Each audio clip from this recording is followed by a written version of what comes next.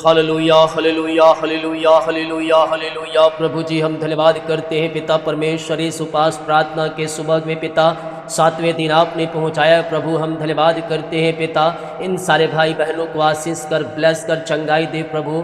हर चिंता, हर बोझ, हर परेशानी, हर दुख, हर तकलीफ आपके नाम से दूर होने पाए। हर बंद दरवाजे खुलने पाए। अंधकार की ताकतें, शैतान की चालें, जादू टोने और ब्लैक मैजिक के बंधन यीशु के नाम में टूटने पाए।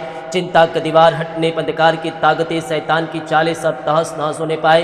घर परिवार में सुख शांति आशीष आने पाए, आशीष की तरह बहने पाए। आपकी बड़ी आशीष से अनुग्रह पिता इनके जीवन में स्वर्ग से प्रकट होने पाए और ये भाई बहन स्वर्गीय आशीषों से भरपूर हो जाए। आपकी बड़ी आशीष से इनके जीवन में प्रकट होने पाए पिता।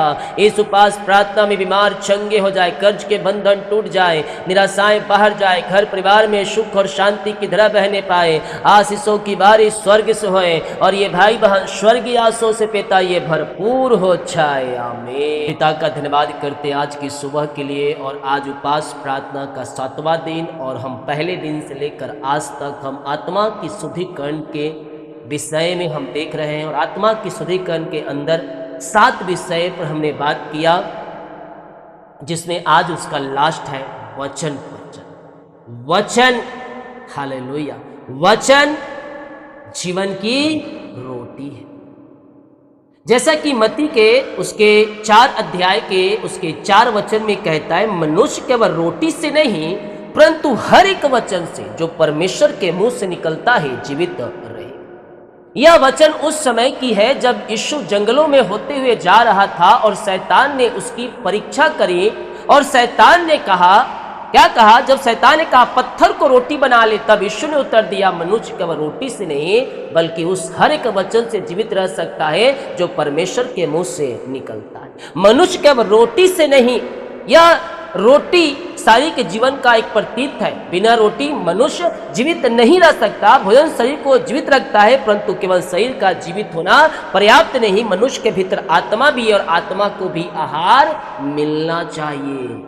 आत्मा को आहार कैसे मिलेगा? आत्मा का आहार वचन के द्वारा मिलेगा।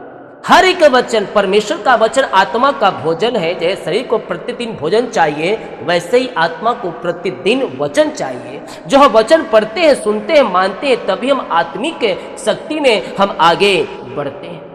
अगला कड़ी कहता है जो परमेश्वर के मुंह से निकलता है। वचन केवल पुस्तक की नहीं बल्कि परमेश्वर का जीवित आवाज है।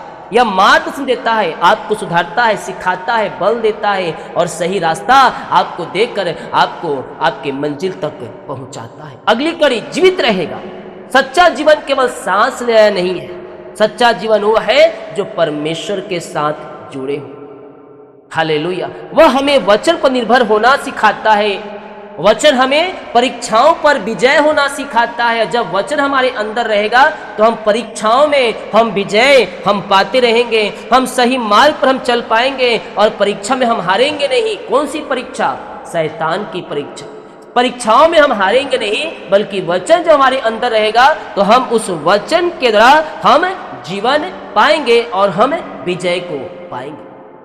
उपास केवल भोजन छोड़ना ही नहीं मेरे प्रियो, बल्कि एक परमेश्वर के साथ रिश्ता बनाना है, बल्कि वचन को आत्मा से भरना है।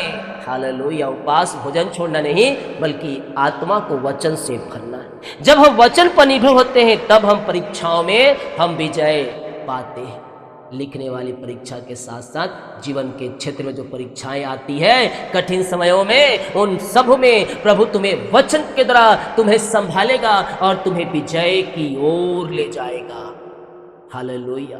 इसलिए अपने जीवन में प्रभु को पहला स्थान दो, वचन को पहला स्थान दो, तुम जयवंत होते जाओ। आमीन। जितने लोग कमेंट बॉक्स में डाल रहे प्रार्थना रिक्वेस्ट आप सभी के लिए मैं प्रार्थना। आमीन।